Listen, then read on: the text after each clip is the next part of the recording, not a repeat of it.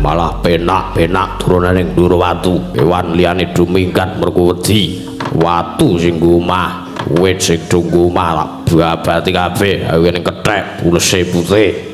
Penak turunan ning dhuwur watu. Mikira nyuk. Aja kedangi nggonku babat. Ayo nek wis tata jalma munia ora pentrola matamu. Raden, ulun iki dewa apa? Mikat. Dewa ora enek sing wujude kethek kaya kowe. Lah. Nyuwun sewu Raden. Menawi jengandika nanjaken kenging menapa kula mboten melajar kados dene rencang-rencang nuwun sewu. Sawa kula melajar tartentu kula pun melayu kawit wau awit kula ugi ajrih kalian panjenengan Raden. Wis omong inggih saged panjenengan sinten? Raden Bratasena. Raden Bratasena. Iya, ayo mikira jenengmu sapa? Kula abdi paring asma pun Senggana. Ayo mikira. Aja ngedhangi leh ku babat ngono Marta. Mikir ora. Idak bodar. Nuwun sewu. Suku kula menika mboten saged dipun ginakaken melampah. Wae lumpuh. Inggih. Nuwun sewu Raden. Menawi jengandika Raden Bratasena saged mindhahaken kula saking mriki, kula nyuwun supados dipun pindah pados kepapan sing tebih saking bebaya. Kula kepengin mukti, kula kepengin nyambung gesang. Ayo iya junjung luwe. Inggih, kula aturi pamindhaken ingkang abdi pun Senggana Raden. Suman, wonten timbalan ingkang ajawuh. Aja kaget kabeh para nayaka Praja Ngastina tak awe tak caketake ning kene. Iki sayekti aku mung bakal ngrembug babagan wigati utawane babagan perkara anak-anakku Pandhawa 5 sing rikala semana mapan ning Saptawarga. Sadurunge ning Saptawarga, para Pandhawa dikabarke kobar ning bale Sigala-gala. Kaya apa tenan sengkuni? Inggih, nyatanipun rikala semanten kula menika sampun manggihaken utawi manggi rongkongan menungsa cacah 6. Rikala semanten ugi sampun kula aturaken marang ngersa jengandika Gusti kula ingkang sinuwun kosik. Rasaku kok ora mathuk, rasaku kok ora gathuk. Pandhawa kuwi najan to bocah lola, wong ora duwe bapak, ora duwe ibu. Nanging bocah kae akeh sing tresnani. Aja kok lamaing menungsa. Najan dewa wae padha ngayomi lan tresnani karo para Pandhawa. Inggih, nanging nyatanipun sak ampu-ampuhe Pandhawa isih saged kobong teng bale Sigala-gala. Kula pun saged ngaturke rongkongan cacah 6. Buktinipun taksih kula simpen menika. Menawi kedah kula aturaken dinten sak menika kula aturi Mas paosaken ora sah. Aku mung arep nanjihke karo kowe. Nek kuwi tenan ana seksi sak liyane kowe, aku lagi percaya. Inggih, Kakang Durna menika seksinipun. Anak Mas Kurupati menika seksinipun. Kurawa sanesipun menika seksinipun. Kawula negari Ngastina menika ugi wonten tuwin kathah ingkang dados seksi nalikanipun kobaripun bale Sigala-gala wonten ing kitha Pramanakadi. Minangka saking menika Kakang Adipati kula aturi pitados lan maos-maosaken bilih dinten sak menika para Pandhawa sampun sirna marga layu kobar mati ludes keles datan posisa wonten ing bale Sigala-gala. Kakang Adipati, jagat dewa Bathara. Pandhawa kira anakku. Wah, urung ngasih aku kepengin ngrangkul karo ngayamu, lah kok kowe wis ora ana Pandhawa. Wah, ya mung tak dongake muga-muga sukmamu tinampa ana ngersane Gusti Kang Akarya Jagat, anak Prabu Dastarastra. Marang kados pundi? Mengko dhisik aja waton nampa cerita yen to durung ngerti kanan sing sak nyatane. Jer nyatane para Pandhawa kuwi isih urip mengke riyen penemban jenengan kok saged ngendika nek Pandhawa tesih gesang suman wonten dawuh Pandhawa kuwi isih urip nyatane rongkongan menungsa cacah 6 kuwi dudu rongkongane Pandhawa nek aku mathuk sartane percaya yen to Pandhawa kuwi isih kinayoman marang ngersaning dat kamurwing dat jernyatane dantu Pandhawa kuwi disawang ketok ringkih ning Bratasena kae Bratasena kae dayane ora iso diungkuli dening apa wae Kurawa 100 ngebyuki Bratasena Bratasena iso menang Kurawa sing kalah mula Sengkuni aja sok waton gawe cerita nyatanipun kula nemokaken rongkongan menungsa cacahipun 6 kusik diteliti apa pancen kuwi rongkongane Pandhawa apa rongkongane wong liya coba aja waton gawe cerita ngono kuwi aja waton sampean Cipate aku yakin Pandhawa itu isih urip Pandhawa kuwi aku percaya aku ngandel Pandhawa kuwi isih gesang isih urip ning Madyapata sampean aja waton gawe cerita sampean ora ngerti kanan sing sak nyatane sampean aja waton gawe cerita aku kok luwih sarujuk karo pamrayogane Sang Mahatma Resiwara Bisma nyatane to Kang Bratasena Puntadewa Yudhistira ya Kangka kuwi wis mati Pandhawa kuwi wis mati kabeh Pramadi Pinten Tangsen wis mati kabeh wis to Kakang Adipati sakmenika kula aturi mesthekaken bilih para Pandhawa sampun tumekaning pati Kakang Adipati aku isih kelingan sing dadi ature Pandhu Dewayana adhiku kadangku dhisik sadurunge Pandhu ditimbali ana ngersaning Gusti Pandhu tau welingan karo aku Kakang Prabu Kakang Adipati kula titip negari Ngastina kula pasrahaken dumateng panjenengan benjang menawi Pandhawa sampun dungkap dewasa kula aturi ngunduraken wangsul wonten pangwasanipun para Pandhawa Sengkuni wonten dawuh muwerban ana dawuhmu apa nggih gandeng sakmenika sampun pinesti kodrat lan kula sampun mesthekaken bilih para Pandhawa sampun temekaning pati den sakmenika sedaya kemawon ingkang rawuh wonten ing mriki kula aturi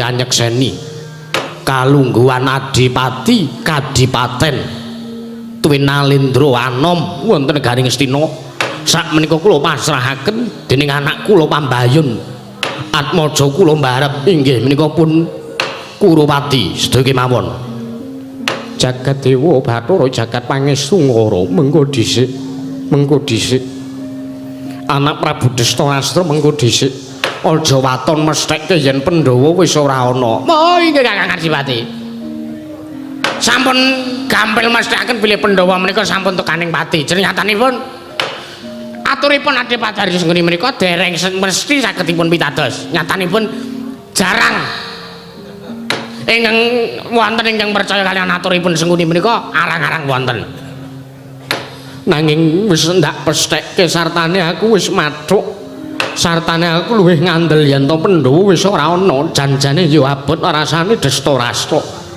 nanging gandeng para Pandhawa wis ora ana mongko sing arep ndak pasrahe negara kuwi kudune Pandhawa ning Pandhawa wis kobar ning bali sigala-gala mula kang saka kuwi sedaya kemawon kula aturi nyekseni kalungguhan Adipati Anom kula pasrahaken kula lintiraken dumateng anak kula Pambayun inggih menika pun Kuropati Sengkuni wa Bisma menapa dene sedaya kemawon ingkang lenggah wonten negari Ngastina dari wonten jawu kusik iki tanpa kanthi kanyana-nyana kok kraton Ngastina kono gondo wangine kaya ngene iki ambune apa iki?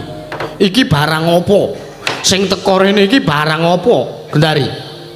Patopat menika mboten sanes pun Atmajanipun Prabu Pandhu. Oh. Anake Pandhu piye? Inggih atmajanipun sawarga Yayi Prabu Pandhu inggih menika pun Bratasena. Bratasena.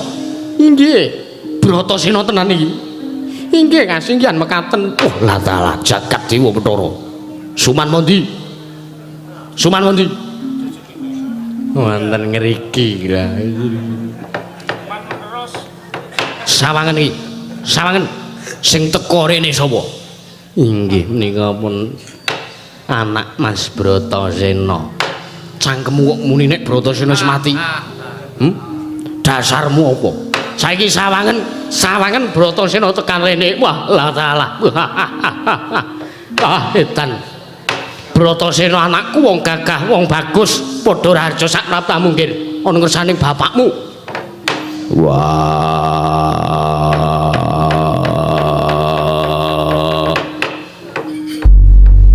Destara to bapakku ya. Slamet aku nang negara Ngastina. Ana ngersane Destara to bapakku. Iya. Wah, edan. Wah. Ora ngira Bratasena jebul kowe sing teka rene. Iya. Mundi dawuh saka kundi ibuku. Kundi dawuh karo kowe. Ya pancen ngono. Padha raja sak praptamu Bratasena, slamet aku. Ya mung matur basaku bae Tampanono. Tak tampa ora pangestune punwa ing Ngastina wae Tampanono. Tak gegem dadekake jimat prayogakno Bratasena. Wis ora kurang kepenak. Nggir putuku Bratasena padha kanthi raharja sak praptamu nggir. Bisma eyangku ya. Slamet tekaku sembahku Tampanen. Ya. Pun eyang tampa karya bombong penggalihipun eyang. Pangestunipun eyang wae Tampanono Bratasena. Tak gegem dadekake jimat prayogakno kaya ora kurang kepenak. Ah, lole.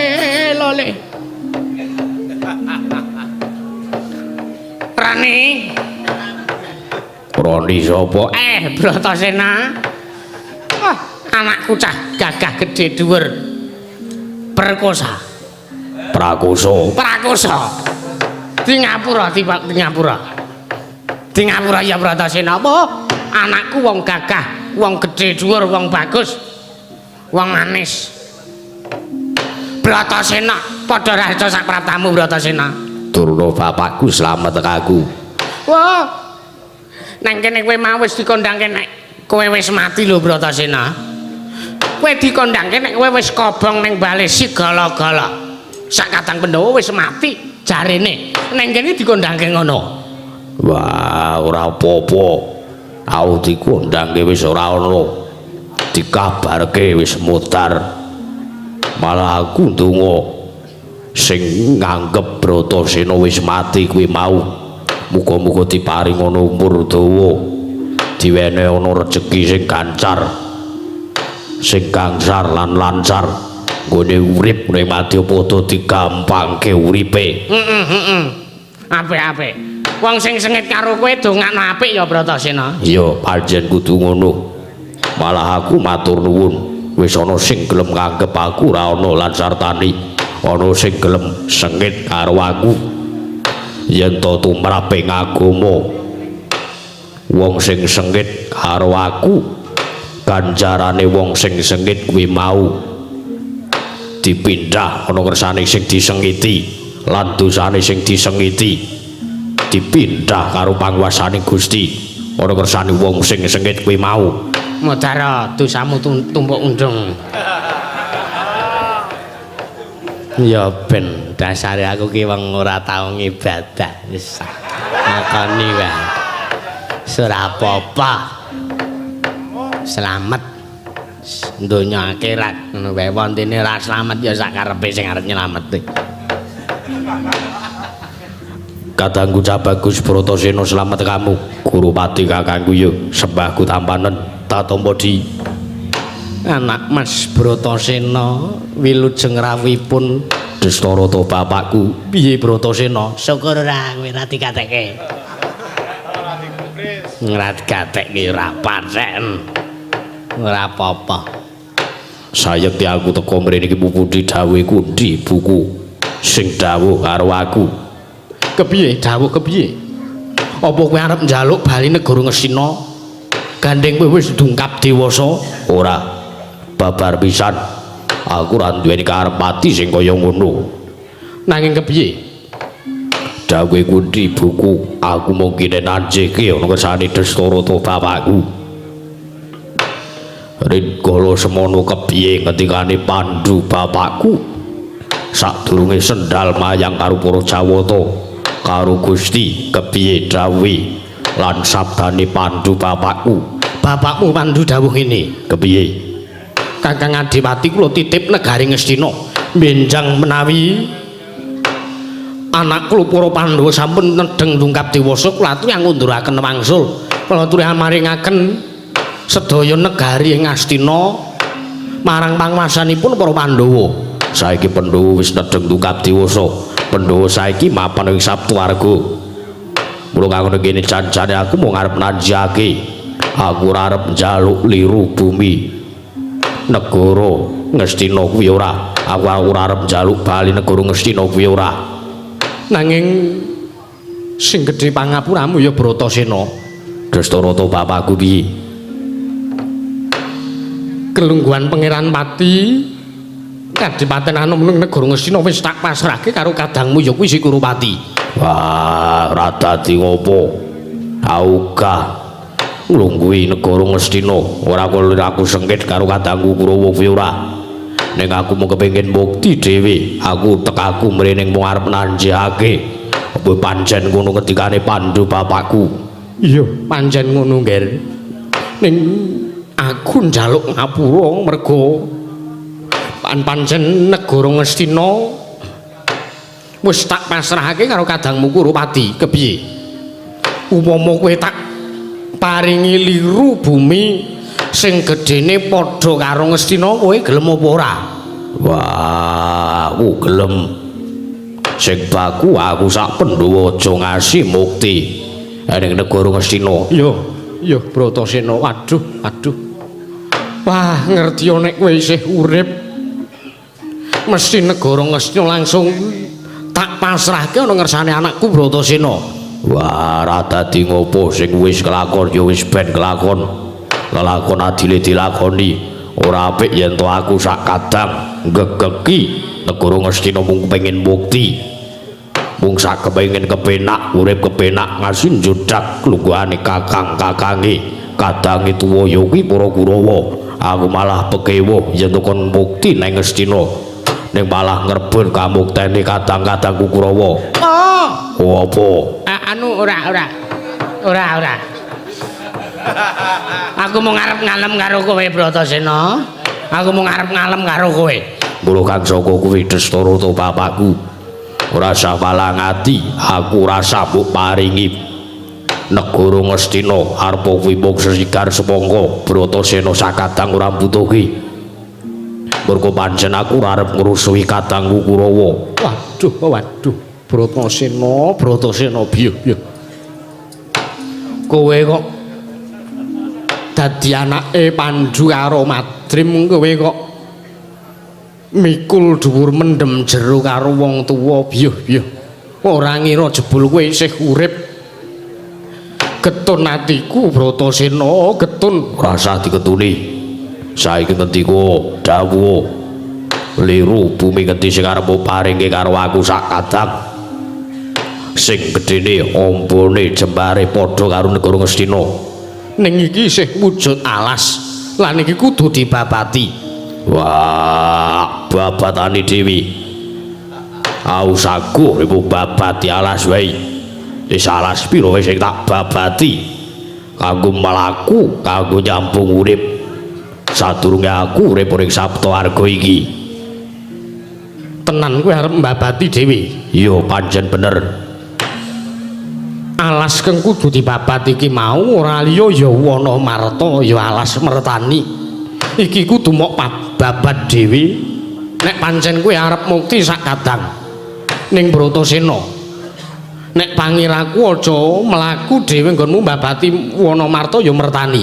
Sebab iki wana sing gawat kliwat wingit kepati satu mara satu mati jalma mara mesti bali mung karyaran mula kowe aku tak utusan karo Wadyabala Ngastina karo kadang-kadangmu Kurawa supayane sak biantu karo kowe anggonmu babat rasah ora sah kepiye babatane dhewe awegah mengko yen to ngasi wis kelakon babat Wonomarta ya mertani nek ngasi mengko aku wis kelakon mukti ngawibawa karo kadangku Pandhawa ning negara utawa alas Wonomarta iki mau mengko mudhana swara sing metu saka para Kurawa yen to kae Pandhawa mukti mergo aku mukti mergo sing ngewangi babat Kurawa kae wong ora ngilu dhisik sing ngewangi sapa awugah yen to ngasih ana swara kang ngono kuwi ngono ya njur apa kowe njaluk Brana Picis kanggo dana puni anggonmu miwiti babat Wonomarta rasah wah aku ora butuh Wadyabala ora butuh sapa sing ngewangi karo aku ora butuh Mas Picis Raja Purana lan sak piturute kanggo sak biyantu lekasku nggonku mbabati Wonomarta aku mung jalu siji apa sak pungkurku budal ning Wonomarta wiwit aku miwiti babat nganti rampung babat Dastarata bapakku tak jaluk 7 dina 7 bengi aja dahar aja nindra mbok maneku puja-puja ngersaning dat kamurwing dat ndongakno karo aku paringa pangestu karo aku ndongakno karo Bratasena muga-muga kalih sing sambikala lan bisa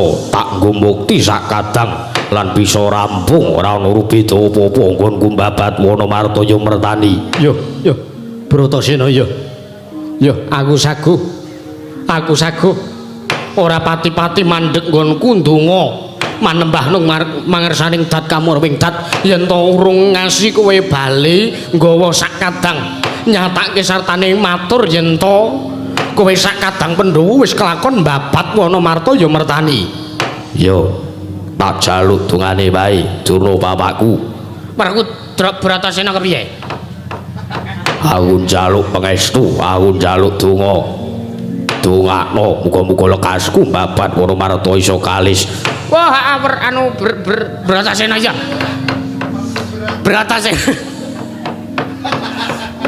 cebrati ya Bratasena ya tak dongake lekasmu aku bakal mundi dupa menyan ratus ana ing sanggar pelanggatan aku arep ndongake karo kowe Bratasena aku arep ndongake karo kowe ora pati-pati le nggonku mandheg ana iki ora pati-pati le ku mandheg nggonku ndonga yen tak tulung rampung nggonmu mbabat Wonomarta ya matur nuwun Bisma Hyangku aku njaluk tambahing donga pangestu ya Bratasena putuku ya nggir muga-muga bisa kalih sing sambikala lekasmu nggonmu mbabat Wonomarta Gendari buku njaluk pangestu Bratasena ya mung iso tak dongake muga-muga kalih sing sambikala adoh saka rubeda nggonmu mbabati Wonomarta ya nggir iya nek wis ngono Dastarata bapakku aku njaluk pamit ya mung kuwi mau sing tak jaluk aja nindra aja dahar 7 dina 7 bengi ndongakno karo lekasku nggonku mbabati Wonomarta ya Bratasena ya mung aku njaluk supayane kowe sing ati-ati mergo yen wong arep nggayuh kanugrahan kuwi pacobane mesti gedhe Werkudara ya Dastarata bapakku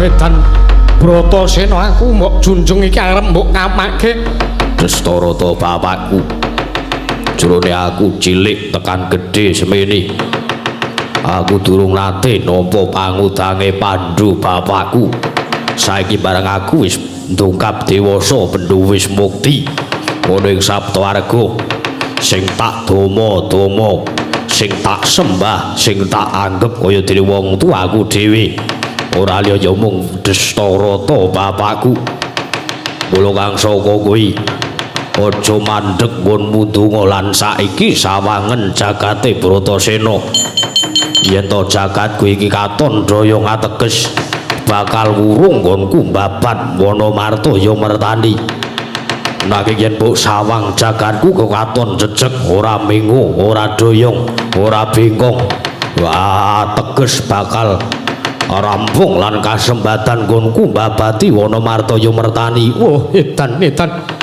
yo Bratasena tak sawang jagatmu katon jejeg ora doyong ora mingkuh muga-muga bisa kalis sing sambi kula nggonmu miwiti babat Wanamartaya mertani yo nggih Bratasena njaluk pamit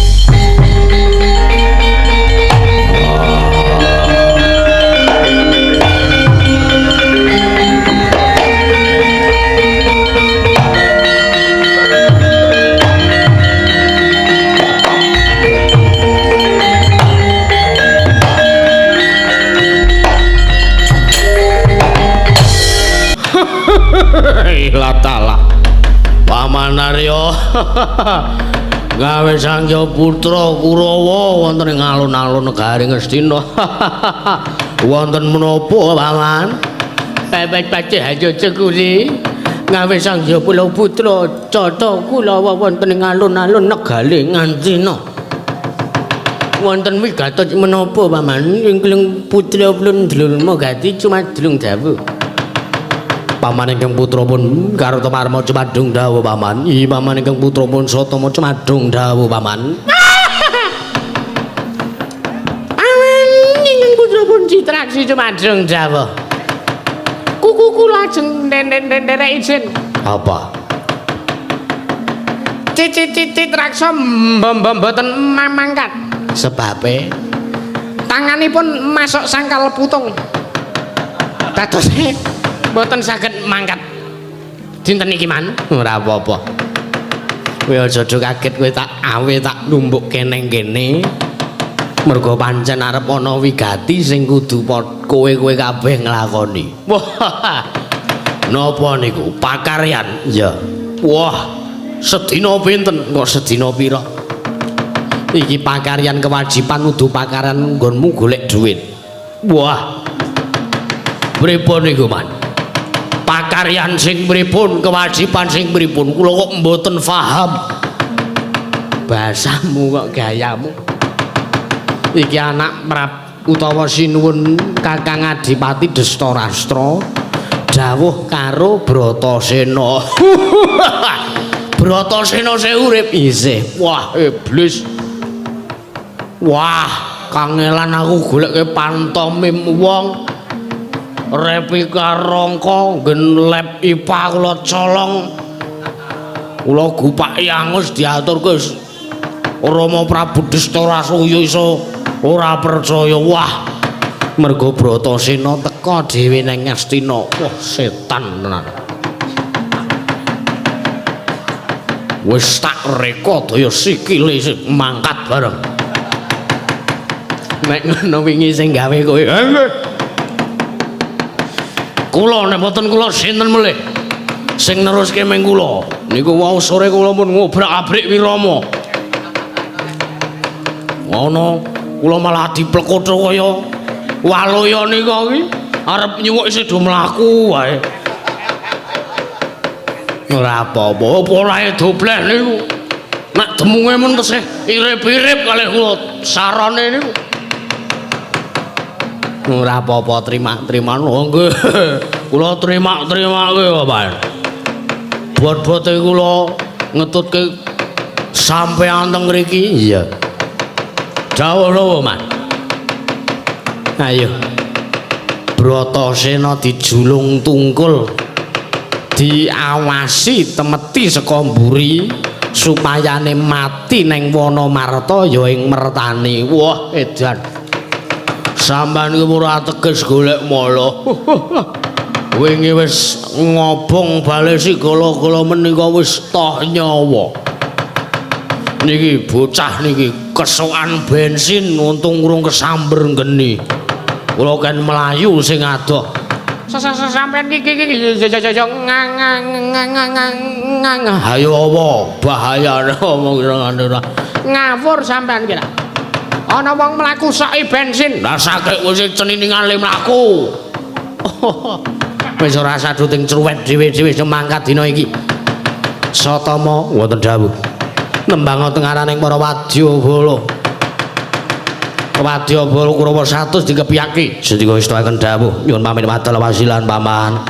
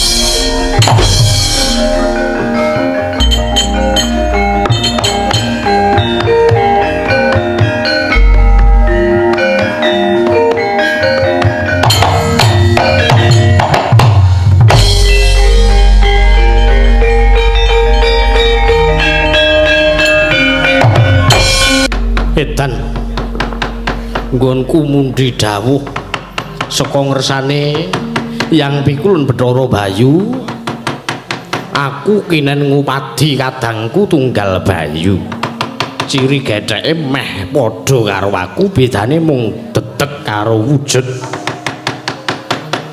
aku kethek nek kadangku tunggal bayu wong tak golekane mbok menawa ana pemuda sing nganggo kaos Karang Taruna ning kok ana kukune dawa berarti kuwi kadangku tunggal bayu wondene kok ora nganggo jare kampuh poling Bang Bintulu berarti kuwi yudu kadang tunggalku bayu jarene jenenge Bratasena apa iya tak golekane bocah ki dhisik laire isih wujud bungkus ateges air ketubane urung pecah yo tak golekane aku nganglang jagat iki wis embuh daerah ngendi wae tak jajah urung nemu barang sing rada aneh mbok menawa pancen kuwi kadangku tunggal lho kae opo kae sik rada medun sik Gusik lho iki opo tebang pilih apa ya iki sik telangi sik iki kok nek wong babati Wonomarta wah wedan welah Raden mandeka Raden mandeka kuwi wana wah edan mandeka Raden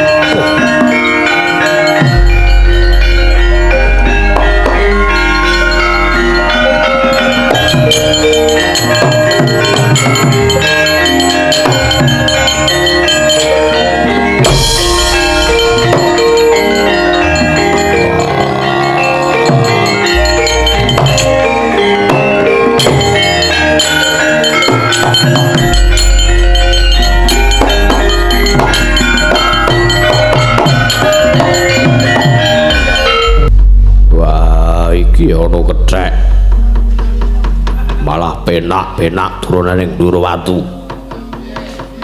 kewan liyane dumingkat mergo wedi watu sing omah wit sing tunggu omah babati kabeh awene kethek pulese putih penak turunaning Durawatu mikira nyuk wah aja kedangi nggonku babat ayo nek wis tata jalma mulya ora pentrola matamu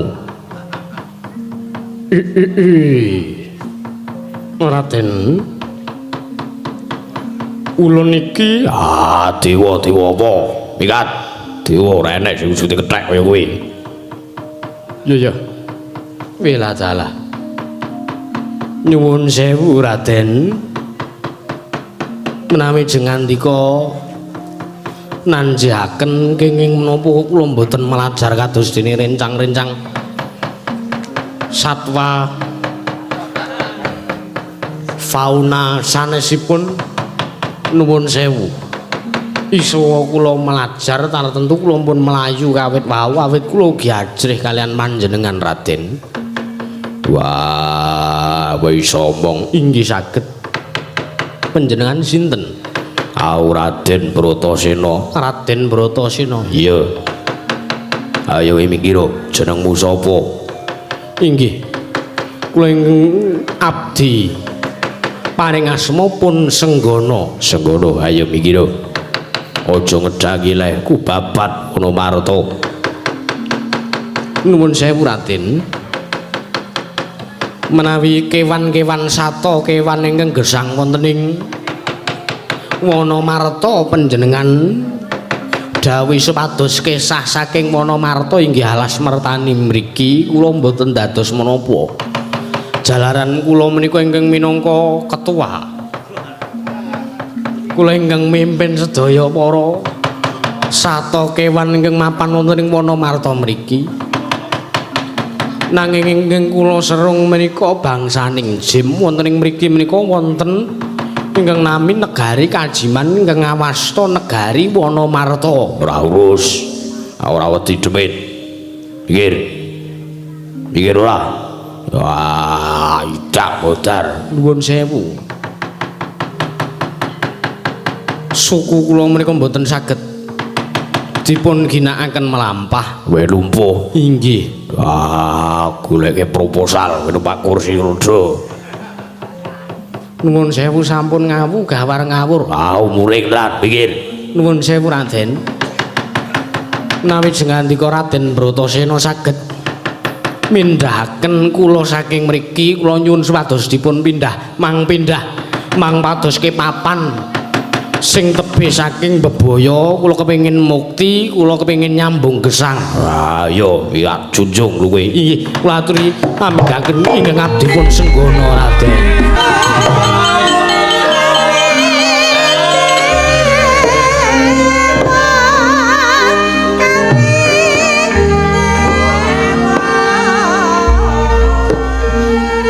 Sampun teng riku. Wah.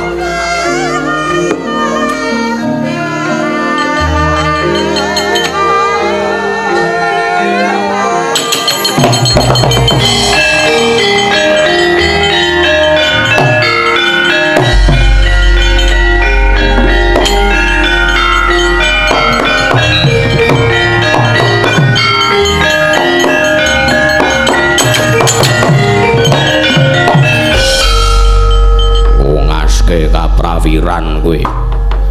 Panjenengan menika ngendika menapa?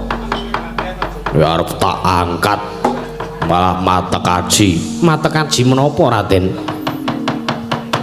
Gedhe ndasmu kowe. Mengke riyen panjenengan menika ngrembak babakan menapa? Ya arep tak junjung kowe mamerke kadigdayanmu. Kowe mata kaji supaya nek aku ora kuat ngangkat kowe. Lho, nuwun sewu. Kula menika mboten nggadahi ngilmu menapa-menapa. Ingkang kula gadahi menika namung ilmu ngagengaken barang alit. Ora ngawu, gawar ngawur mboten Raden, namung gojekan. Kula menika mboten nggadahi ngilmu guna kasantikan menapa-menapa. Mate kaji menika inggih namung niat ingsun turu niku kemawon. Sanesipun kula mboten gadah. Ning kowe ngasake kaprawiranmu nyatane kowe arep tak angkat aku ora kuat. Nuwun sewu. Menawi mekaten jengandika ingkang boten kiyat kalian kula jalaran kewan menika derajatipun langkung inggil tinimbang menungso. Cangkemmu mriwi. Ah, sapi-apike wong kuwi sing sak apik-apike dititahake karo sing gawe urip. Kewan sak piturute kuwi sak ngisoring menungso, mergo manungsa kuwi dicipta kanthi wujud sing paling apik. Lah kowe malah muni kaya ngono ngawu gawar ngawur tembungmu. Tegese kowe ngina kowe nyamah marang asmanit pangwasaning tat kamur wing tat. Lah kowe malah ngawu gawar ngawur ucapmu sak elek-elek menungso. Kuwi wis wujude dicipta paling apik karo sing kuwasa. Inggih. Nanging wonten mriki menika bab umur senes kok bab derajat pangkat menika senes. Kula menika sinaosa wujud kula munyuk. Nanging kula menika sampun dangun nilar kasatriyan kula. Kowe madeg pendhita ngono. Inggih. Ndi pretapanmu ndi? Kowe pendhita lumpuh ora iso ngapa-ngapa. Inggih. Pertapan kula ingkang ngawasta Kendali Sada. Ah, kowe modho jeneng. Lho, modho jeneng kados pundi? Dumeh kowe wis madeg pendhita, kowe wis nilar marang jiwa kasatriyanmu. Kowe nganggo jeneng pertapanmu jeneng Kendali Sada. Banjur kowe arep tak junjung ngasake kaprawiranmu, kowe mata kaji jaya kawijayan. Kowe tak kandhake duluku tunggal bayu. Sing sektine ngungkuli karo dapurmu jenenge Anuman. Mbuh dadimu keparat senggono. Waduh Adi Puji.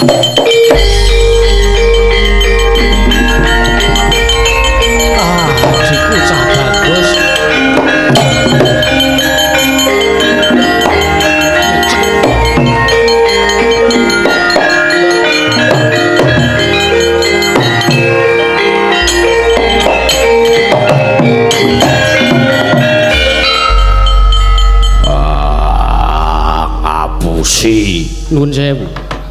Nggo sik. Bratasena nggo sik. Ngantem aku kok ora enek rasane sing ngedram micek.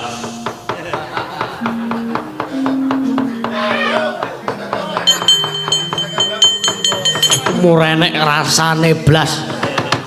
Wah, Senggono. Kowe ngapusi karo aku. Ngapusi piye?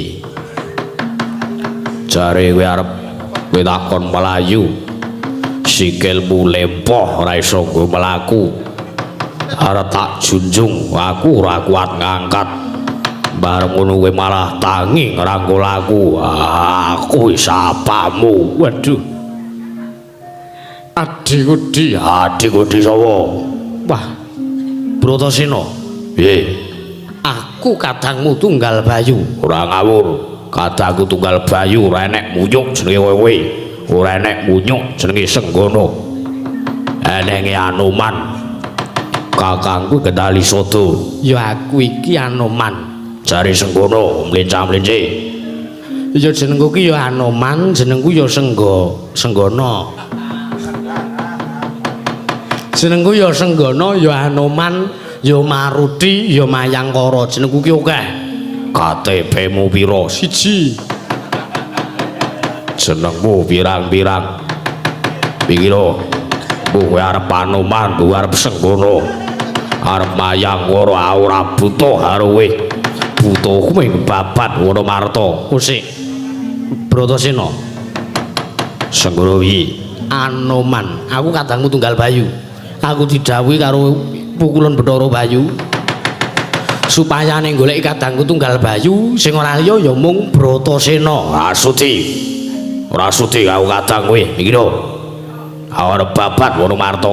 Mengko sik mengko sik. Nek kowe kena tak pringgake kowe mluwung becik Baliya. Bali piye? Aurene arep gawe omah. Lho. Apa kowe duwe pekarangan ning kene ora?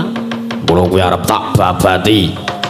Aku arep mbukti ning Wonomarta kene kowe mikir malah giles ndasmu. Nek ngono kowe ora nek tak kandhani. Kowe sapa aku ngandani aku. Karep-karepku arep babat kene. Adikku di. Oh. Lho. Aku iki kadangmu tuwa, ora sudi aku kadang kowe. Pikir. Aku gelem nganggep kowe kadangku Tunggal Bayu. Waton kowe mikat saka ngarepku.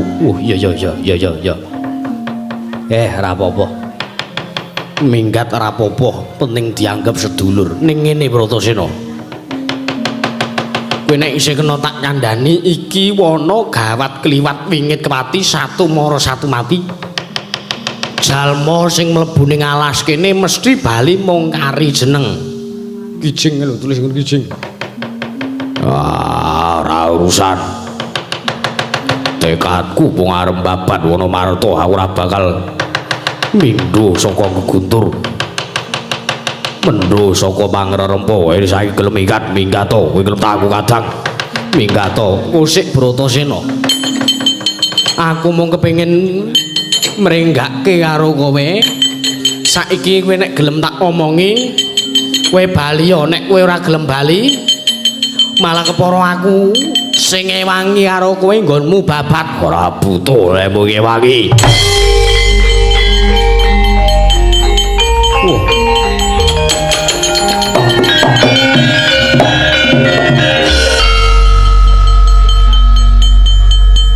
Waduh. Selamat Anda kena Frank. Oh edan. Bratasena kok sia-sia karo kakangne ya dumeh wujudku kethek. Ora apa-apa, Bratasena kowe tak awat-awati saka keduan. Arep kowe ora gelem nganggep aku kadangmu Tunggal Bayu.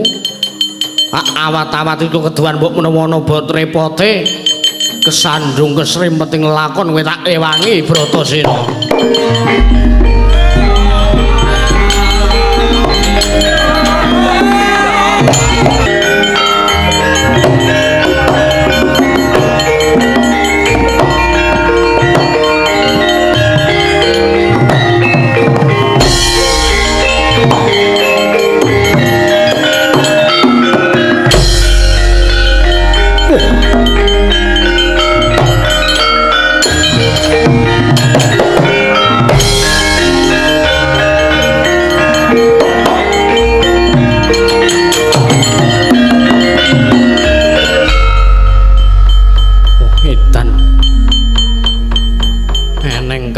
ning tengah ngalas ning jaran ning tengah ngalas hus ora pangling Anoman ora pangling Satama wae ayo aku roh niatmu sak rombongan Kurawa kowe arep njulung tunggul karo Bratasena iya apa ora waduh pancen iya tak akoni pancen iya ayo saiki kowe minggir aja mepalangi lakune para sata kula bakal nyengsarake Bratasena ing Wonomarta langkana kandhane Anoman ayo pancen keduga kowe iso nugel janggane Anoman Bratasena kambok arep upakara piye wae manut sak senengmu wah edan babu arwo lena panginepet candak buntut wak bleh rica-rica nggo tambul sak karepmu ning kene wargane patimu ayo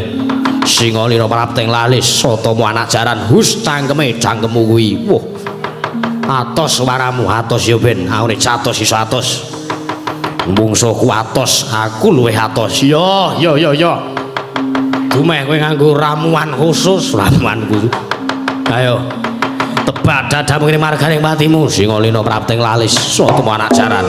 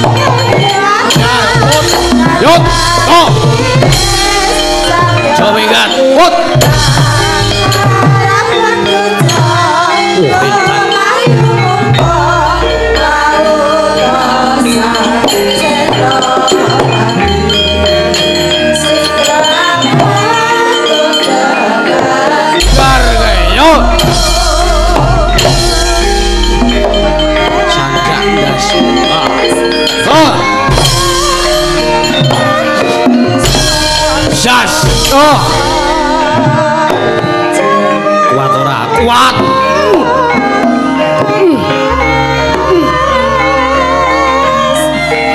aku aduh wah wis tak nyolo dhewe ngece parat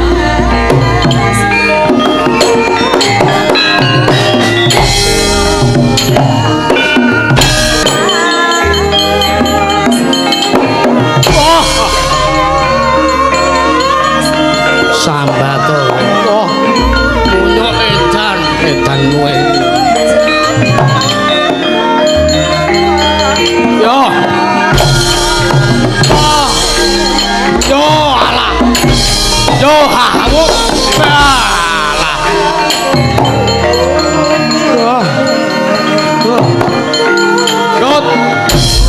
ayo sanja yo apa bae alah ayo edan yot pot alah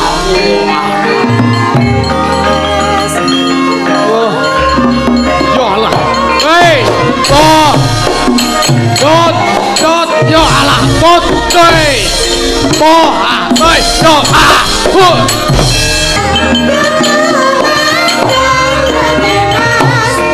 jar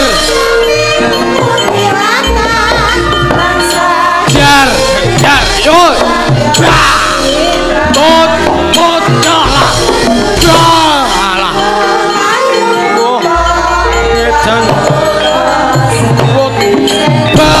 alah edan biasa aku alah hai pot yo bae walah hei alah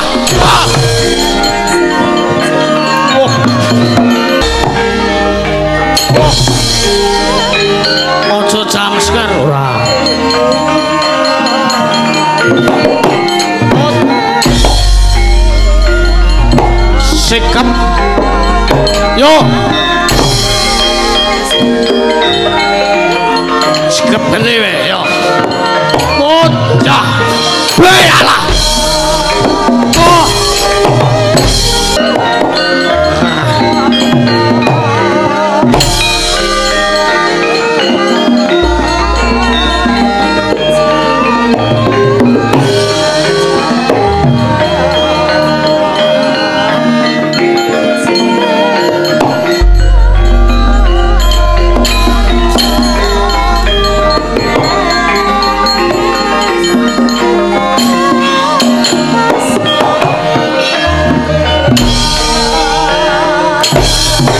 Syukur rak prengket.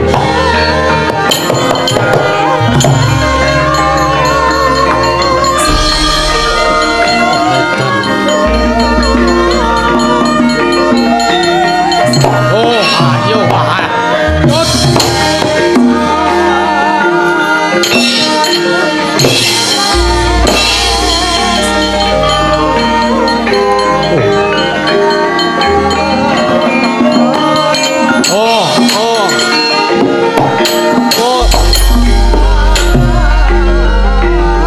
Ngapain? Kleru tudeku nyok. Maju ini.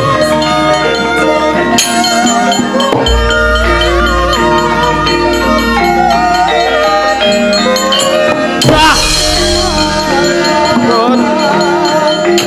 Ut. Bah. Wah.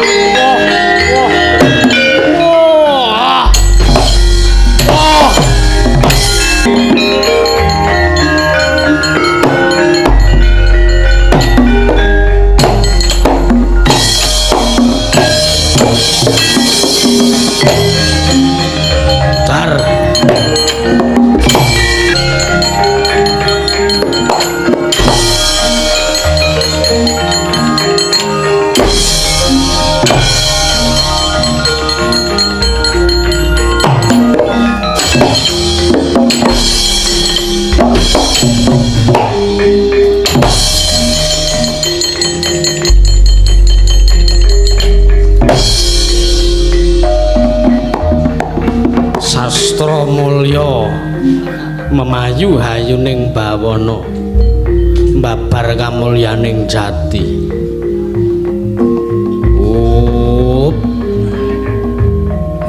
Bali sing banter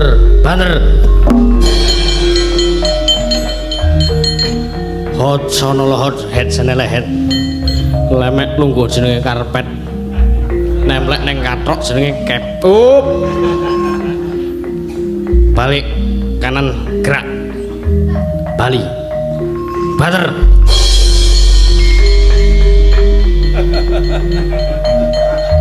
bung pait umoho lintrik cah cilik digondrol kirik blintang mlayu ning pawon kesiram wedang. Wah iki apa kentekan minyak rem iki ya Bali cepet wis ngono rak modar kabeh Kurawa rasah dadak kokean merdeka.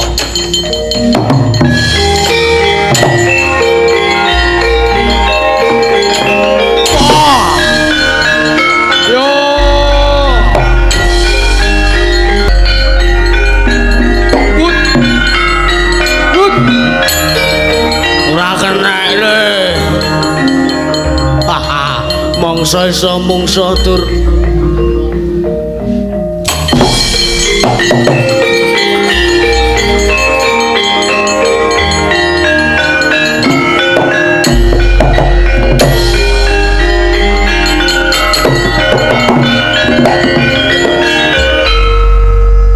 saiki nek pancen kowe tombak ora gelem manut karo aku lehmu nyebrak karo aku tak imbi bungane dadi 250%. Oh Bali Paman wonten dawuh anggir Mas Kurawati kula saged mbalekke tombak Inggih syukur menika kabingan tumrap panjenengan leres Bratasena dilungkas mudar sing ngayomi wis ora enek Anoman wis kula tumbak cengelih sakniki wong kantun nenggani wahyaning mangsa kala Bratasena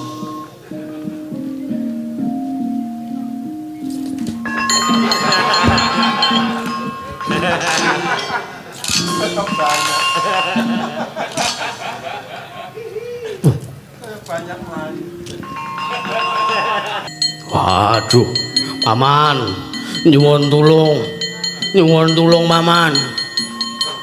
Wah. Paman, non nyimpang marga mawon niki bebayan nggih.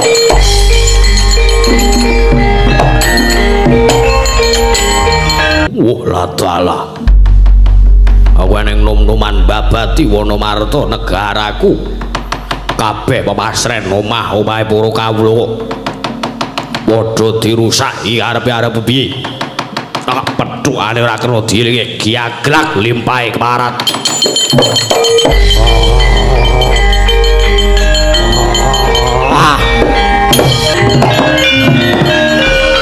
wah ladalah kowe sapa Raden aku Bratasena kowe sapa aku kawula negara Wonomarta ing kajiman kene aku Jimdam Darat ya kowe bangsaning Jim ya pancen kepara nyata watah sawang cap katon catura pancen ya ayo kowe kok ngrusak kahanan negara Wonomarta aku mbabati alas mertani iki ayo kowe minggir aja dadi pepalange Bratasena wah edan iki negaraku aja mbok rusak sak geleme dhewe.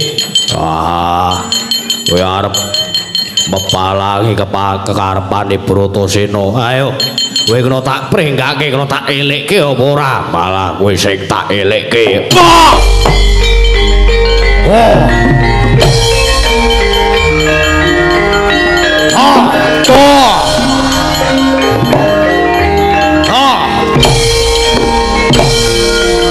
Yo.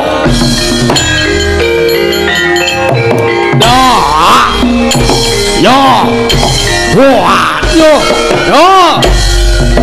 Oh, wah nyepeleke jam darate. Yo.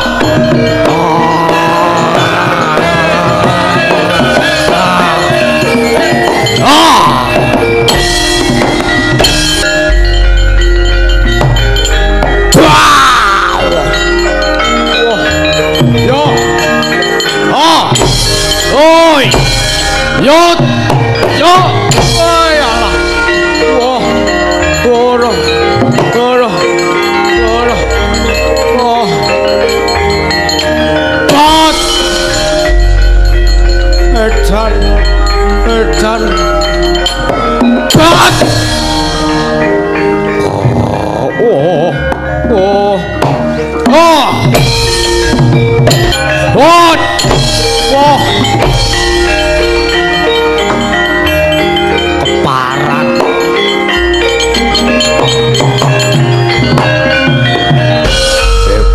Lanat kowe Bratasena kowe wis wani ngobrak-abrik kanan negara Wonomarta lah kok kowe malah mula sora aku krubut demit mbuh dadimu keparat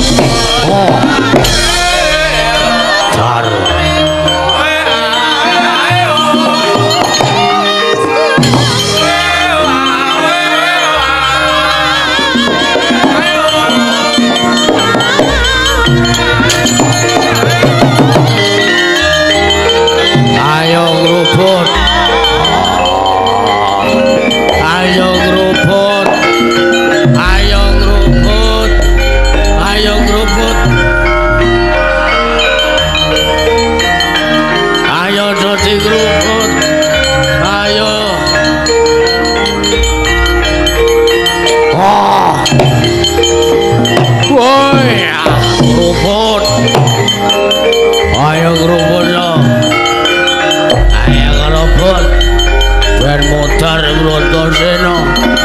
Wah ya.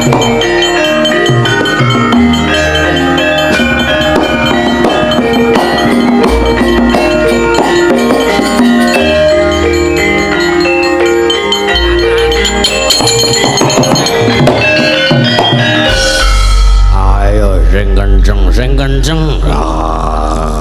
Wah. Iki sapa sing mindhaki sikilku? Ayo digrobot. Ayo digrobot. Ayo digrobot. Ayo tak kerabat. Bagai apa? Iki apa kok iki? Wah. Ayo digrobot. Ayo cah digrobot cah. Mas Brot, ayo digrobot. Ayo digrobot. Kowe ngopo melu rene kelekmu tok pentreng. Ya ampun. Iki wis tak diodoran. Kok sedaya ana lele mambu. Ya ampun, ya ampun. Bot-bot elehku nyetir mobilku Brio ngati-ati. Ben ora padha terpesona karo kecantikanku, ya ampun. Iki mau lehku dandan ngentekke makeover petang botol.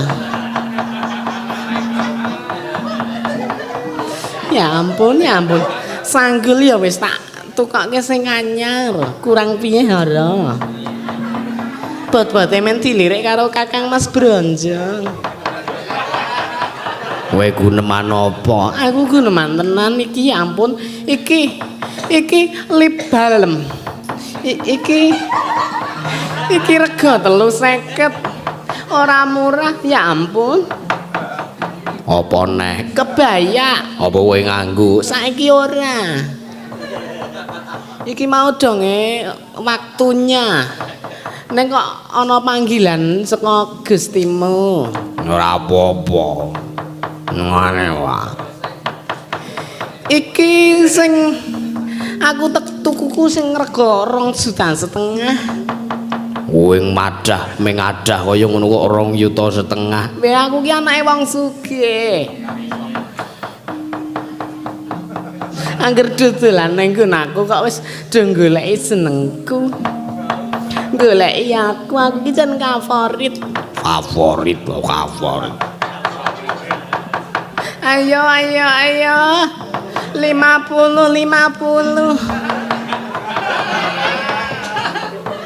Iki wis ke jam 1 kok urung ana le ngenyang to ya. Ya ampun ya.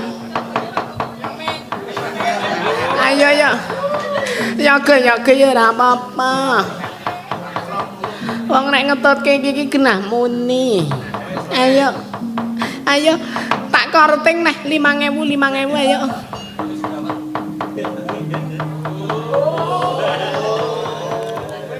Cangkeme sapa ke mau? Kok tendensial? Aku. Iki bocah ngel. Aja kowe aku bapakmu wae. Bapakmu wis tak transfer aku kok pol. Transfer apa? Ya ada deh. Ayo sama sing arep ngrobot Raden Cebrot. Raden Bratasena, Raden. Heeh. Tak kira cekelane bonang mulo tak jenengi Cebrot.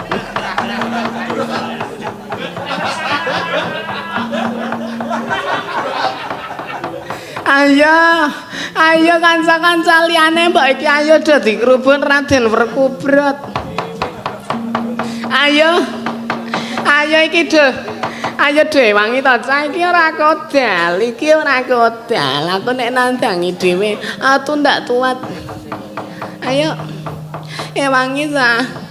Wangi. Wah iblis. Aku dikruyuk dedemit kaya ngono kuwi. Wah edan. Bratasena ora tak tulungi malah mudar pangan demit. Ayo iki tak adukke saka 50 dadi 45 ayo. Api. Ayo Aku wis nggawa mantol santai wae. Pokoknya full fasilitas. Ayo. Edan. Iki malah saya gegirisi kanane demite saya akeh ning ngrubut Bratasena. Tak tampani aji sepi angin dukebur dhewe-dhewe kemana.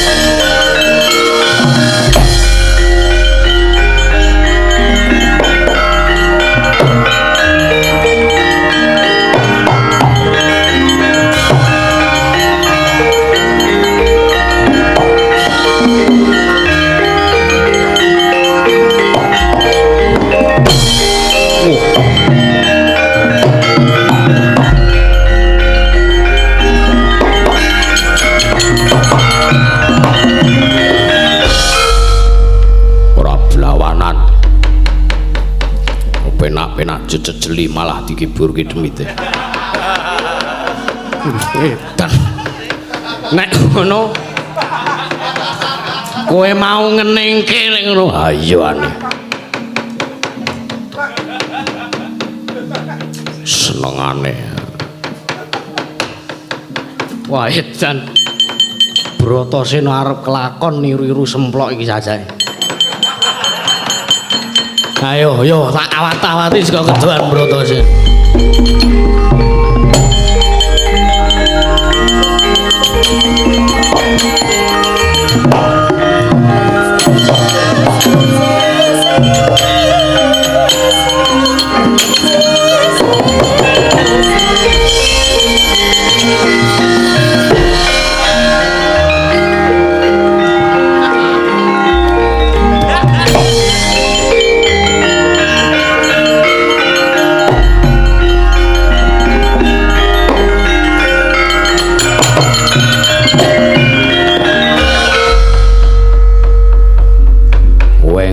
Kok melayu kurang ajar ya kamu ya. Harga diri, tahu harga diri sebagai seorang perempuan. Aku tuh malu kalau digituin. Boyo pakai gaya yang lain, malu, tahu malu.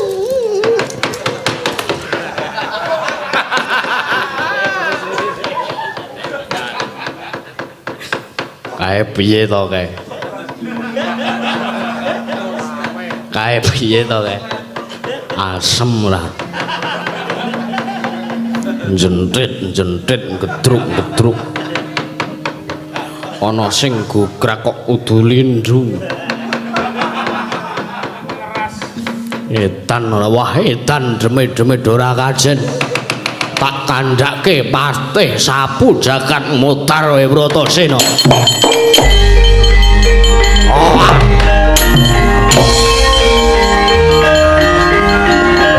Harga diri.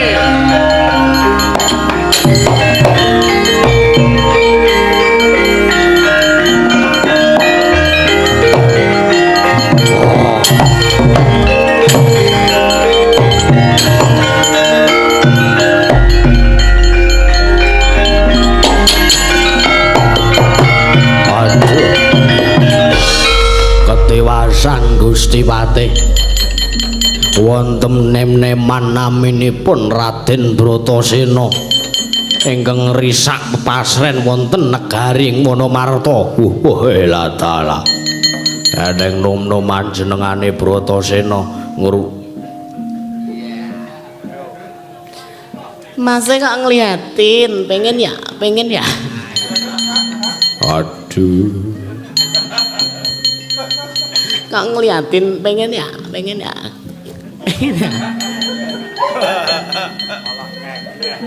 Kowe kok malah kaya ngono to. Ingin. Kowe minggira. Nggih. Saiki menganane aku karo kowe. Hayo. Curhato. Anu jane Mas. Ana perkara gedhe. Perkarane apa? Harga diri nek diomongke harga diri ya ampun. Dituku nganggo apa wae ora bakal iso. Ora bakal iso. Aku kaya tau weruh kowe jenengmu sapa? Niken dua.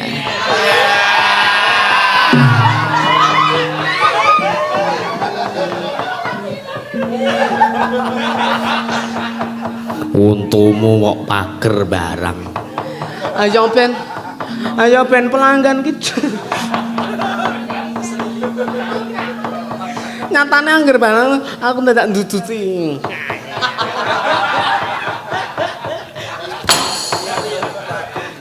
Enggak. Aku yo jane meng ngaku metu ngene iki meng aku. Gemes dhewe karo wayange iki lho wayange. Edian Bratasena ngrusak negara Wanamarta. Ya heeh.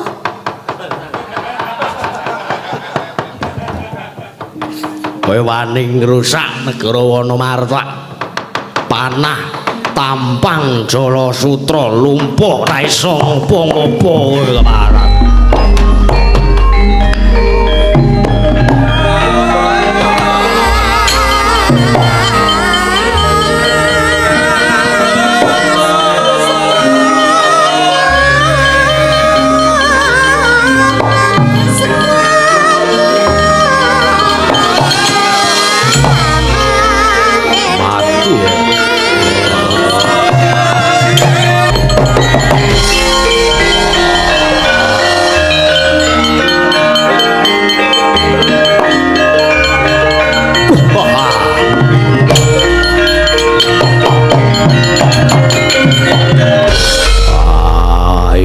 Dayane ngopo awakku panas ora iso diobahke.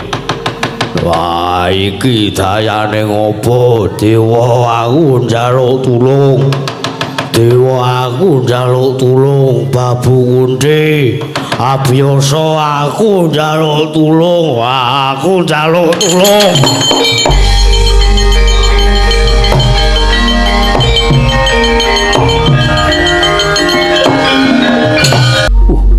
Iwang tedian kula Rudra Maswati Raja Dewagi.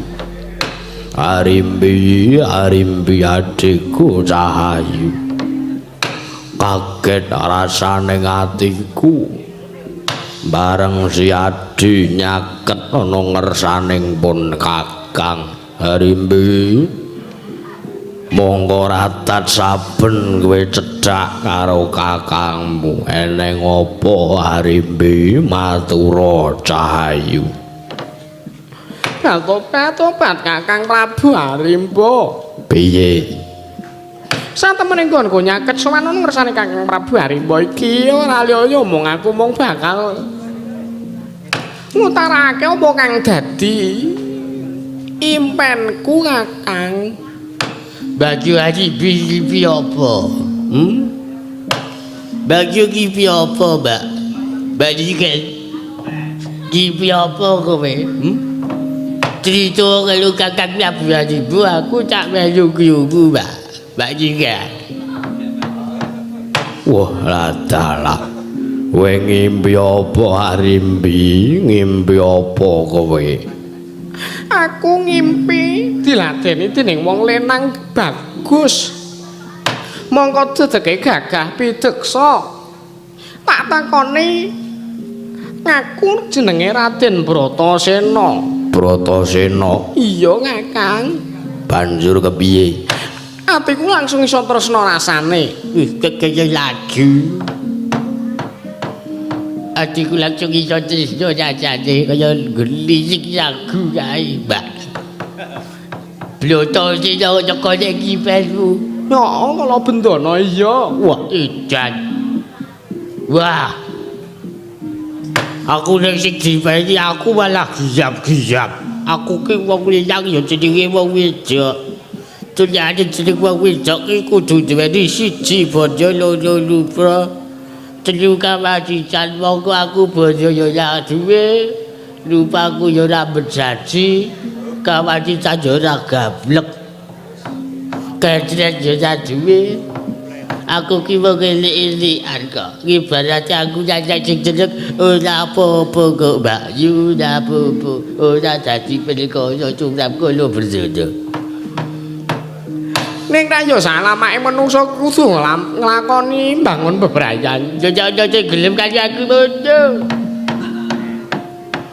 Jojo tuwa ya apa-apa. Penting iso tak guna buku sip. Poyo ceprene arep jujur aku ki. Ceprene baru jalan kene. Aku jujur nyambut bintang campuri adik blondok aku pengen kepidagan.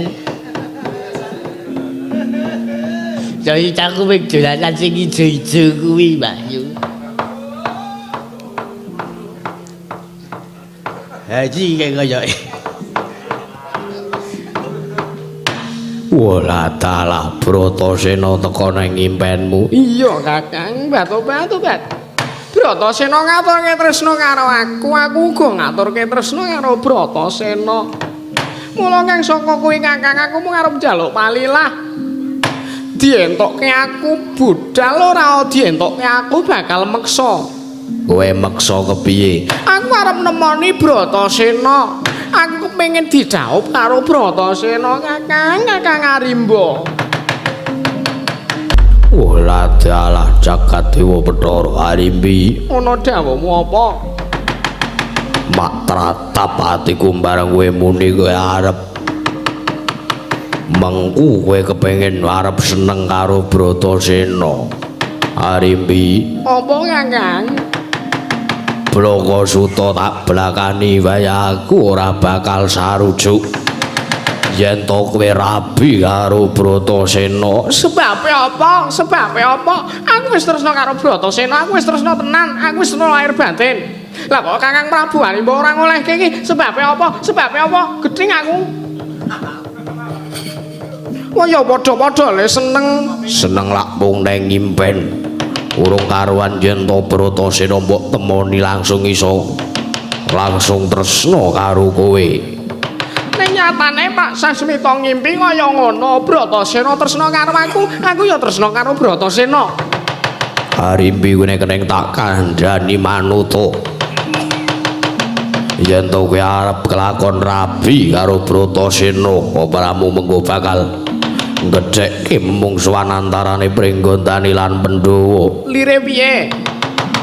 Bratasena kuwi atmajane Sawarga Prabu Pandu kuwi dhisik mungsuh tumrap wong Pringgondani. Prabu Pandu kuwi dhisik sing wis nyedani karo Kak Sawarga Rama Prabu Trembuka. Kang kaya ana ceritane nanti tak ceritane penting Arimbi kelakon rabi karo Bratasena. Iya bener ature kala bendana. Nek Kakang Prabu ngeparengke aku arep budal dina saiki nang iya to Kakang Prabu ora ngeparengake. Aku arep minggat goleki ngupadi Raden Bratasena. Kowe tak kena tak omongi apa ora? Ora tak keparengake. Ora dikeparengke, aku tak lunga dhewe wae.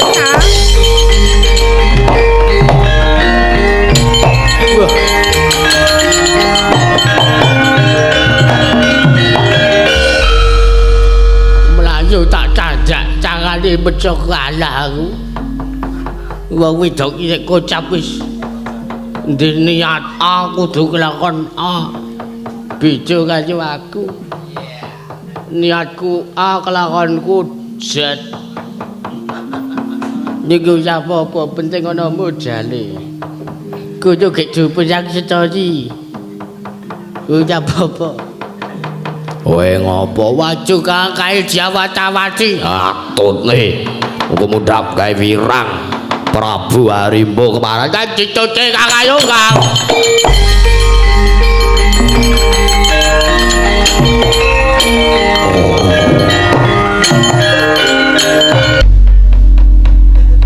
Wah, kunde buku kananku kaya ngene iki. Ora iso obah. Ora iso pola ambekan angel. Wah, swara apa ae? Gerubak-gerubuk oleh macan mangan aku. Wah, konde buku. Aku njaluk tulung konde buku aku njaluk tulung. Aku bantu kan?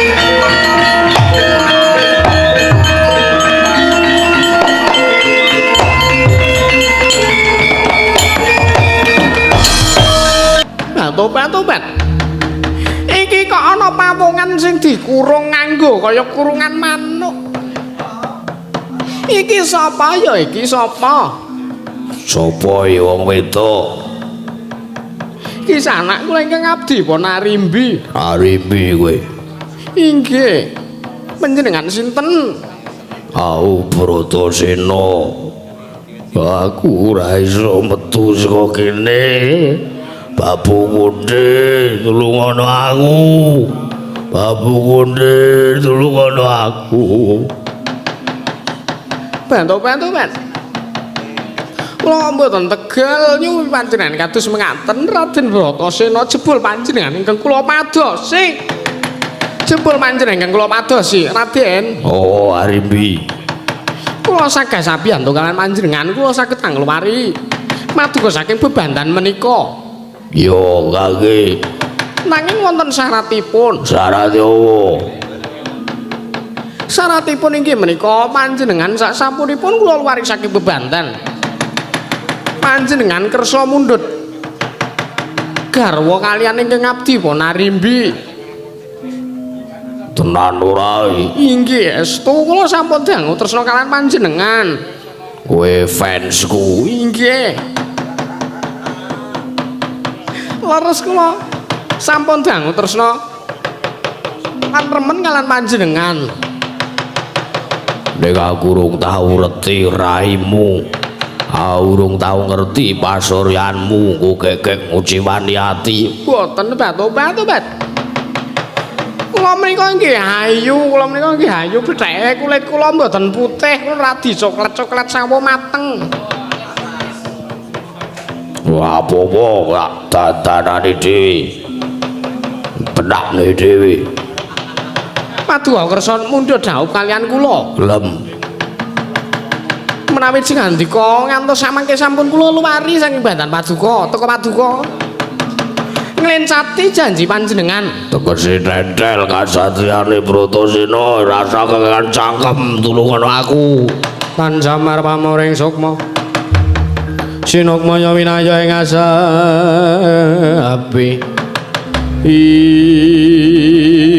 Manukung puja Sang Dewi Arimbi.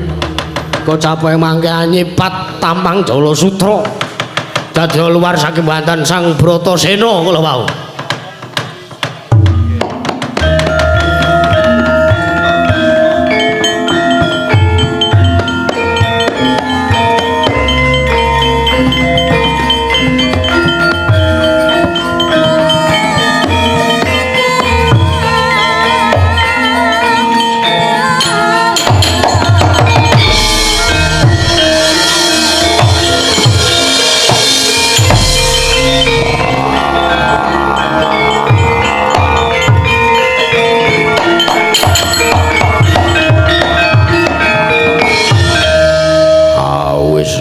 Saka bandanku aku arep miwiti meneh nggonku babat Arimbi matur nuwun. Raden, sing ngandika sampun kersa janji badhe mundhut garwa kaliyan kula.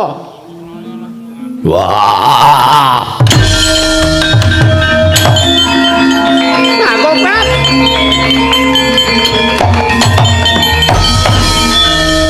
Lah kok malah mlayu Raden Bratasena. Lah kok malah mlayu sampean ki pripun lho Raden?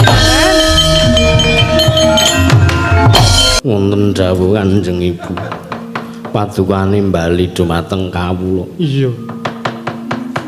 Kepiye kahananmu nggon mungu pati kadangmu tuwa ya kuwi si Bratasena.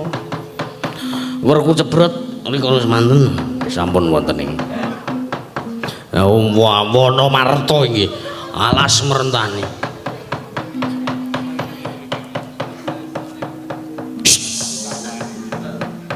Nggih pun mriku mboten napa-napa. Rikala semanten kula pinanggih kalian undaginipun Iwang Pikula Nendra inggih menika pun Begawan Anggara Parna Pandhita ing Sumurungga Muling. Piyambakipun paring dawuh bilih dipun dawuhi dipun utus dening Iwang Pikula Nendra supados paring nugraha dumateng para Pandhawa awit wonten ing Wonomarta menika madeg sawijining negari karaton inggih menika karaton Kajiman kang winastan negari Wonomarta. Kula saking menika sampun wanjinipun kababar dados kamanungsan. Kula kinen sak biyantu kalian Kakang Mas Bratasena. Lekasipun anggenipun babat Wonomarta inggih alas mertani Kanjeng Ibu.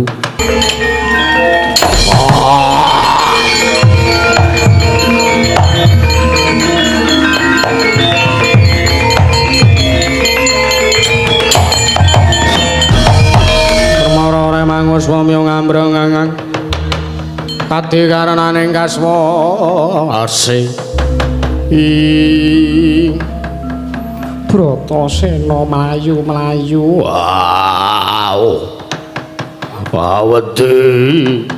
Awedi ning memeti.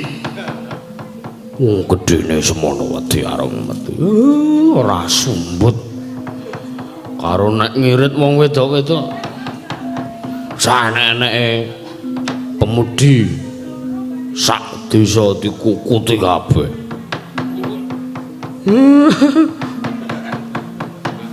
Dipek kabeh arep.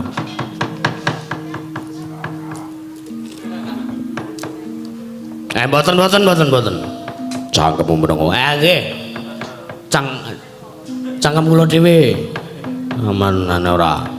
Ana apa Bratasena? Buane wewe. Asutiau. Anak wewe. Awan-awan aben. Wedi. Rambutnya keriting kabeh. Untune pageri.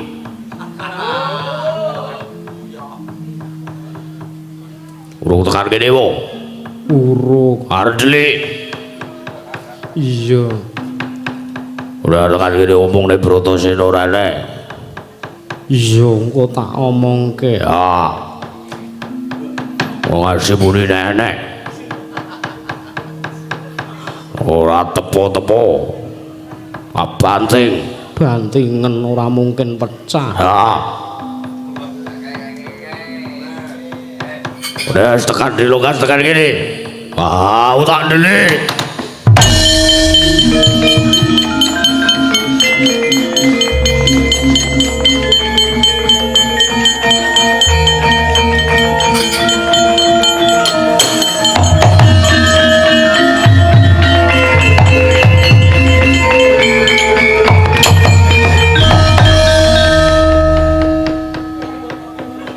Jebul iki kowe sapa? Pun tepangaken kula menika apa narimbi?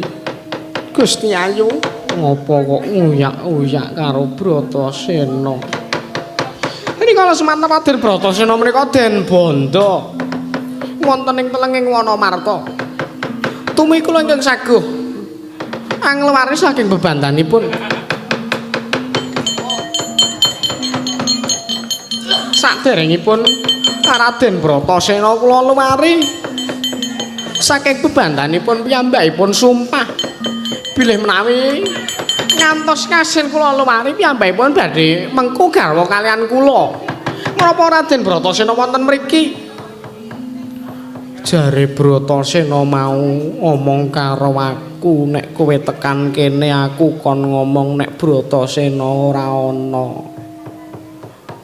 Ning Bratasena Raden Bratasena wonten ana. Ngomong ora ana. Iya. Ki wonge ngomongi aku nek dheweke ora ana. Adil. Ngomong ora ana. Ya ora mokal kaya wajane. Nyerengengeh kaya ngene aku ya wegah. Ih. Sapa kae mau?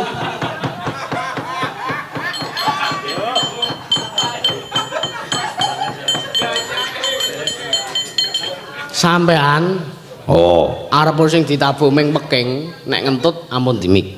Wah. Bigat nggih. Wah, senane ora.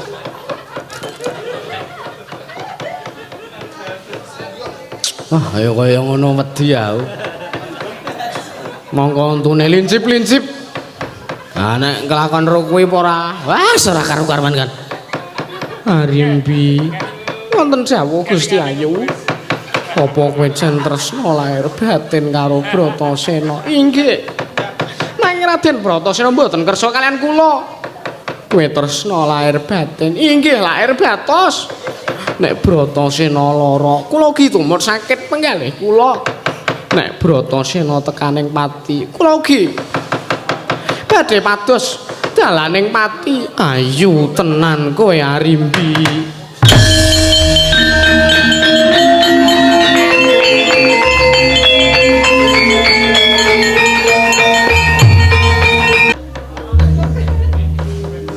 Ana anggo suluk sing gender melayu untung ana penggantine. Petro Non. ndaramu kon rene. Nggih.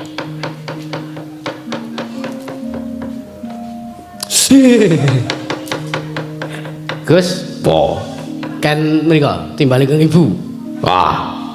Arimbi sene kono. Mboten. Arimbi sene kono ora. Tesih anu mboten. Wah, gah. Ndara Bratasena mboten purun niku. Nek ora gelem omong nek Arimbi kon ngepek kowe. Ih, kok ngene kae cah. Dawe kang ibu nek sampean mboten kersa kon ngepek kula. Ben. Tenan? Nan. Ora ketun? Wah. Nggo mriko. Gah. Nggo mriko. Ayo. Wah, getak. Mboten. Iki sing dawuh kang ibu ya. Ayo, mriko. Mriko. Iki ngapa to ki? Sarono. Kok njur nggo ulang-aling nguyu. Lho. Iya nah, iya. Meng cendhek kok. Wah, kula ki, wah iki ya. Wah, yo kretepen kaya ngono. Mbok ben. Sing penting tak luwes kanggo nggone sampean. Wis monggo mriko. Mriko. Ya, kula tuntun. Gah. Nggih. Nggih.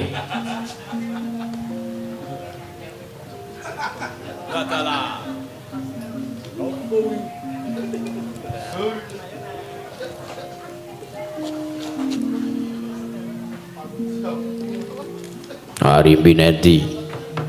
Wis ora ana. Ampun kula goteng Karang Tumaritis sampean telat. Ora getun, wah getuli. Ora ngurusi Arimbi. Wah. Wong wedok nyrengenge kaya ngono. Pandhita Kinarya Wangsit Pindha Gombang ngacaping tawang. Biasa kakek ku arep apa? Ayo, arep wani kowe karo wong tuwa. Arep wani kowe karo wong tuamu? Arep mbatal janjimu? Wis janjine kowe wis diluwari karo Arimbi. Kowe gelem mengku garwa karo Arimbi lah kok saiki mencla-mencla ucapmu. Kowe iki satriya sing kepiye? Ayo. cetel kesatriane Bratasena. Ayo. Tepatun janjimu, aja mbok blenjani.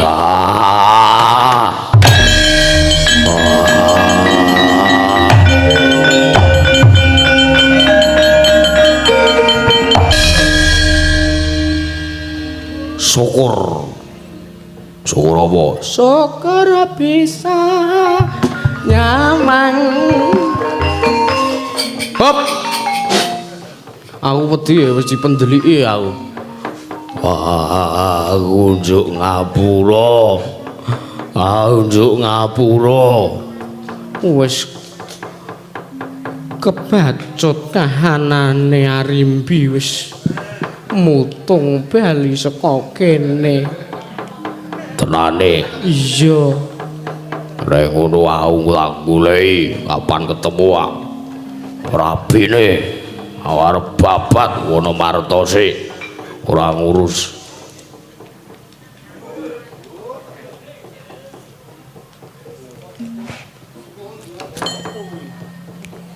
Soi.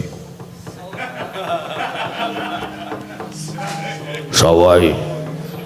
Mbuh aku ora kenal.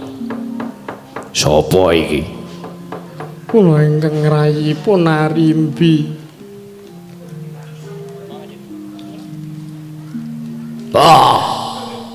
Arimbi, ayo tenan.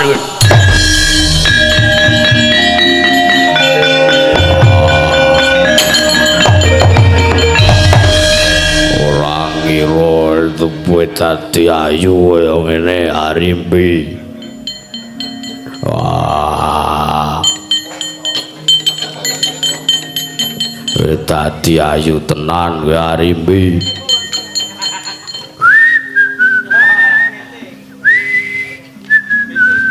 Ush.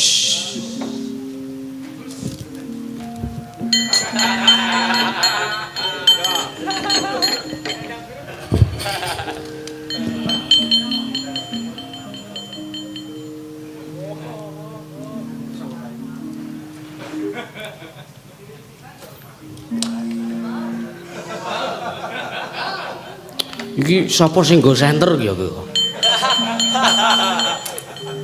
Mulih ipuk. Piye, Truk? Apik. Wah, aku nek ora. Wah, malah ketok cetur, Truk. Yakin ra ngapusi. Yakin ra ngap. Oh, jembale Ndarawerku Dara asem ki. Ra sida. Para kawan wetan.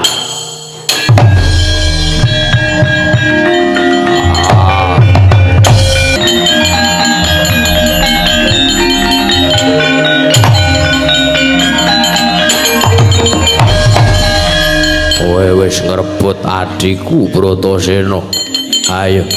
Saiki tinimbang mengko wong dadi perkara dak-dakaning pasulayan antarane wong Pandhawa lan Pringgondani. Saiki aku patenana kanggo srana tentreme antarane Pandhawa lan Pringgondani. Nek pancen kuwi sing tak jaluk, aku mung iso nyembatani kaki langkana kowandane Prabu Arimba. Mati.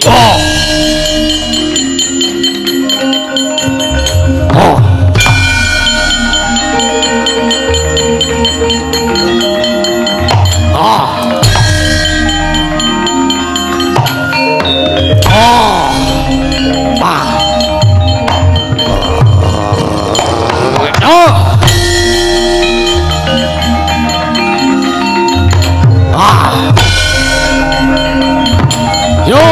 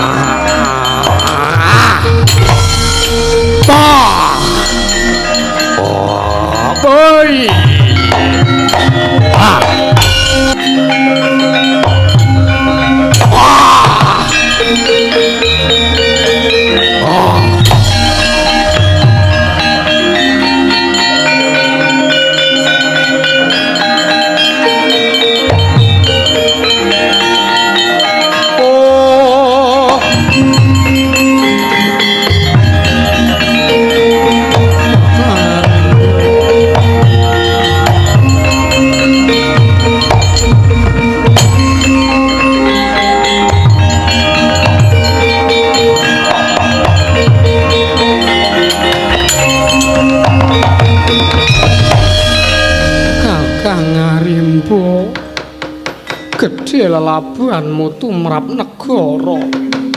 Aku njaluk ngapura kabeh luputku Kakang Arimba. Arimbi rasah diketuni. Rasah diketuni.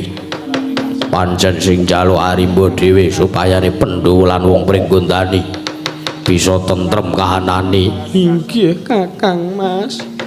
Inggih Pangeran. Ayo manunggal dadi siji.